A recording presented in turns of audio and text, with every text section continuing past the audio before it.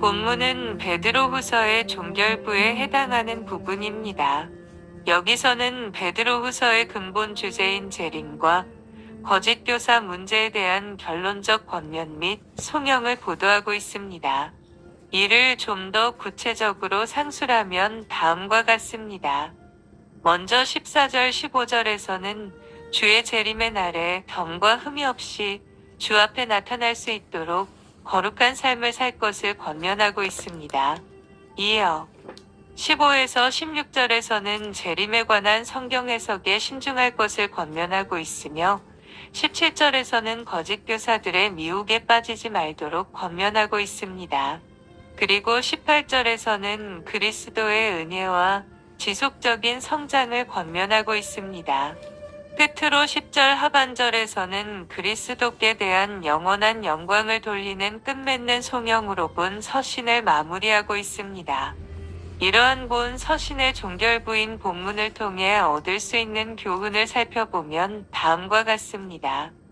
14절을 보면 그러므로 사랑하는 자들아 너희가 이것을 바라보나니 주 앞에서 점도 없고 흠도 없이 평강 가운데서 나타나기를 힘쓰라고 하였습니다.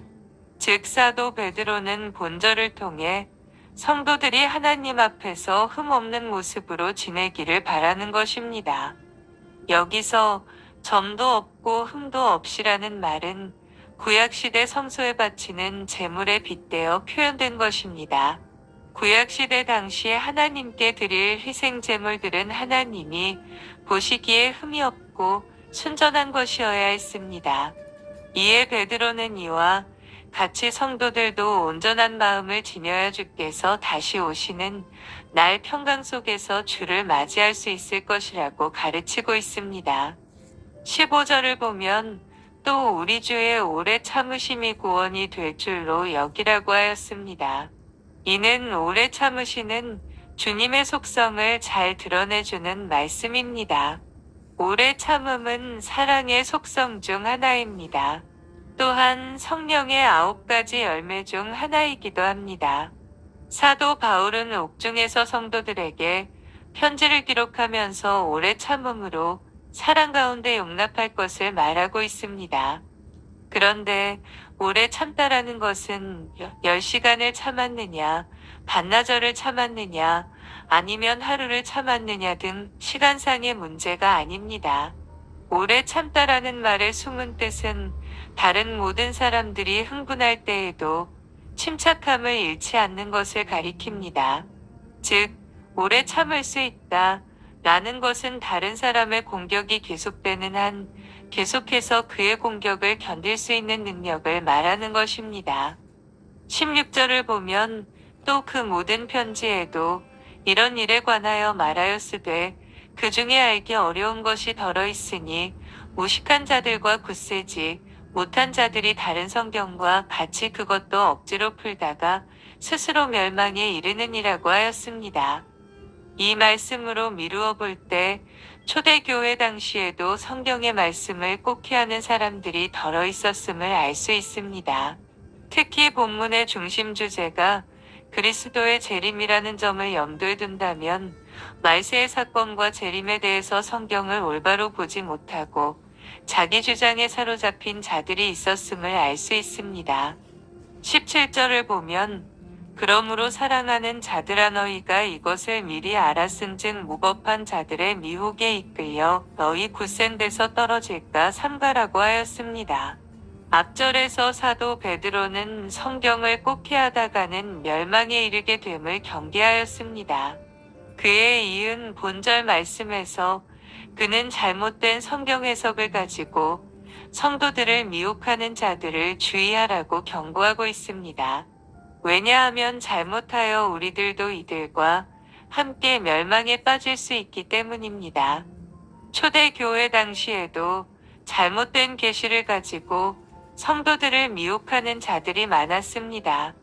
이들은 바울이 말한 대로 사도들이 전파하지 아니한 다른 예수를 전파하거나 혹 거짓된 영을 받게 하거나 거짓된 복음을 받게 하는 자들이었습니다. 또한 그들은 예수 그리스도의 육체로 주심을 시인하지 아니하는 자들이었습니다. 이들의 특징은 주변의 사람들을 미혹함으로써 자신과 함께 이웃들을 멸망으로 이끄는 자들이라는 점입니다. 이들은 공중 권세를 잡은 사단의 조종을 받고 있습니다. 예수께서도 거짓 그리스도들과 거짓 선지자들이 일어나서 이적과 기사를 행하여 할 수만 있으면 택하신 백성을 미혹게 할 것이라고 예고하신 바 있습니다. 여기서 우리가 명심해야 할 것은 이러한 미혹자들도 복음을 증거한다는 미명하의 활동을 한다는 점입니다. 언뜻 보기에는 그들도 하나님의 종들처럼 보일 수 있음을 성경은 지적합니다. 그러므로 우리는 미혹자들을 분별할 수 있는 지혜가 필요합니다. 영들을 분별할 수 있는 눈이 있어야 합니다. 그렇지 못할 경우에는 우리도 잘못된 영의 지배를 받을 수 있습니다. 그렇다면 미혹자들을 구분하는 지혜는 어디서 얻을 수 있을까요? 먼저 우리는 성경을 통해서 우리를 미혹게 하는 자들을 분별할 수 있습니다. 마귀의 괴계를 대적하고 악한 영들에 대항하기 위해서는 성령의 검인 하나님의 말씀을 가지고 있어야 합니다. 또한 성령 안에서 깨어 기도할 때 우리는 악한 영들을 분별할 수 있습니다. 사도 바울은 그러한 모습을 가리켜 하나님의 전신갑주를 입는 것으로 묘사하였습니다. 그렇습니다. 미혹한 영들을 대적하기 위해서 우리는 영적으로 무장하며 성령의 검인 성경의 말씀에 의지해야 합니다. 지금도 마귀는 미혹게 하는 자들을 조종하여 우리들을 미혹하고 있습니다. 성경은 그것을 가리켜 오는 사자와 같이 두루다니며 삼킬 자를 찾고 있다라고 표현합니다. 정녕 우리들은 모두 영을 분별하는 지혜를 갖춤으로써 미혹되지 아니하고 바른 믿음 위에 굳게 서서 신앙 생활하시기 바랍니다. 18절을 보면 오직 우리 주 곧 구주 예수 그리스도의 은혜와 저를 아는 지식에서 자라가라. 영광이 이제와 영원한 날까지 저에게 있을지어다라고 하였습니다. 본절은 본서의 마지막 절입니다. 사도 베드로는 끝맺음을 하면서 그리스도의 은혜와 그를 아는 지식에서 자랄 것을 당부하고 있습니다. 여기서 중요한 것은 그리스도의 은혜와 그를 아는 것이 지식으로 표현되고 있다는 점입니다.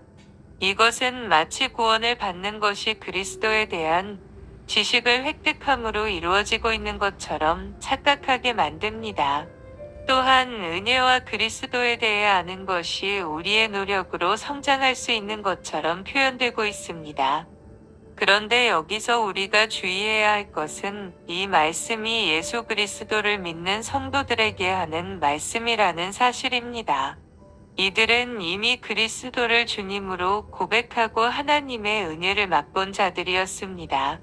만약 이 말씀이 하나님을 알지 못하는 백성들에게 주는 말씀이었다면 본 말씀은 구원이 지식을 통해 얻는 것처럼 이해될 수밖에 없습니다. 이것은 마치 영지주의자들이 그들만의 독특한 구원관을 설정해 놓고 지식 획득을 통해 구원을 얻게 된다고 하는 것과 별반 다르지 않은 것입니다. 하지만 이 말씀이 하나님을 믿는 성도들에게 주신 말씀이라는 점에서 우리는 달리 바라보아야 합니다. 당시 성도들은 하나님을 믿고 성경이 완성되지 않은 가운데 살고 있었습니다. 또한 오늘날처럼 많은 교사들이 있었던 것도 아닙니다. 그 상황 하에서 믿음을 가지고 있는 성도들에게 필요한 것은 그리스도의 구속 사역에 대한 올바른 이해와 그의 은혜에 거하는 바른 지식이었습니다.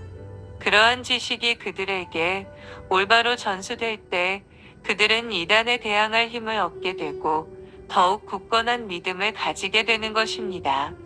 그렇습니다. 하나님을 믿고 예수 그리스도를 구주로 영접하는 것은 인간적인 지식에 의존하는 것이 아닙니다. 이것은 하나님이 보내신 성령께서 죄에 대하여 의에 대하여 심판에 대하여 책망할 때에 가능하게 됩니다. 하지만 성도의 믿음이 굳건히 서고 주변의 이단들에게 대항할 능력이 있기 위해서는 하나님의 은혜와 그리스도에 대해 아는 지식이 필요합니다. 즉, 이러므로 너희가 더욱 힘써 너희 믿음의 덕의 지식을 이라는 말씀처럼 믿음에는 지식이 덧붙여져야 더 완벽한 신앙인으로 나아갈 수 있는 것입니다. 여기서의 지식은 일반 세상이 말하는 헛된 지식이 아닙니다. 그것은 하나님을 알아가는 영적인 지식을 뜻합니다. 그러나 우리가 온전한 자들 중에서 지혜를 말하노니 이는 세상의 지혜가 아니요 또 이 세상에 없어질 권원의 지혜도 아니요 오직 비밀한 가운데 있는 하나님의 지혜를 말하는 것이니 이는 곧 하나님을 알아가는 영적인 지식은 하나님의 지혜를 알아가는 것임을 시사해 줍니다. 믿음이 있지만 아직 연약한 가운데 있습니까? 부디 하나님의 은혜와 예수 그리스도를 알아가는 영적인 지식을 성장시키시기를 바랍니다. 하나님에 대한 영적인 지식을 사모하는 성도들이 되시기를 바랍니다. 이 영적인 지식을 통해 우리는 하나님의 지혜를 얻게 될 것입니다. 성도는 자신의 삶이 어떠한지를 늘 되돌아볼 줄 알아야 합니다. 베드로 사도가 본문에서 권면하고 있는 것과 같이 우리 자신의 삶이 경말점도 흠도 없는 성결한 삶이 되고 있는지, 하나님과의 교제가 평강 가운데 이루어지고 있는지, 우리의 신앙생활 전체가 참으로 올바른 지식에 근거하고 있는지 항상 돌아볼 줄 알아야 합니다. 오늘날 시대는 너무나 바쁘게 흘러가고 있으며 우리 성도들 역시 이러한 시대적인 흐름에 편승하여 자신의 삶을 되돌아볼 여유를 가지지 못하는 것이 사실입니다. 다만 앞으로 열심히 전력 질주하여 뛰어가는 것만을 최선으로 여길 뿐입니다. 그러나 우리가 분명히 알아야 할 것은 하나님께서 우리 성도들에게 요구하는 것이 우리가 얼마나 많은 일들을 하는가 하는 것에 있지 않다는 것입니다. 하나님께서 우리에게 요구하시는 바는 우리가 어떠한 사람으로 자라가는가 하는 것에 있습니다. 즉, 일에 있는 것이 아니라 존재에 있다는 말입니다. 그렇다고 한다면 단순히 앞만 바라보고 앞으로 질주하는 것만이 능사는 아닐 것입니다.